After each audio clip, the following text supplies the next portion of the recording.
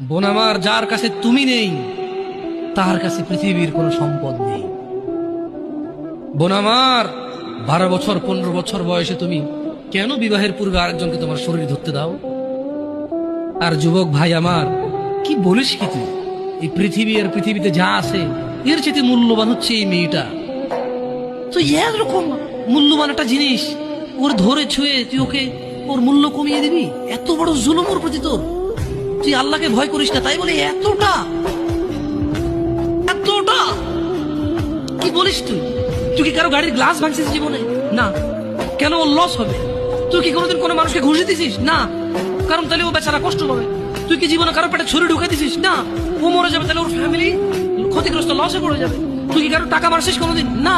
তাহলে ওর ফ্যামিলি টাকার কারণে কষ্ট পাবে। তাহলে তুই এত ছোট ছোট বিষয়গুলো খেয়াল রাখিস যে আরেকজনের লস হবে? তাহলে তুই এই মেয়েটার জীবনটাকে তুই কি করলি? তুই পুরো পৃথিবী আর পৃথিবীতে যা আছে সবকিছু বিক্রি করলে যে সম্পদ হবে, সবকিছু অর্জন করলে যে অর্জন হবে, এর চেয়ে মূল্যবান তুই ওকে সতীত্ব থেকে বের করে নিয়ে আসলি।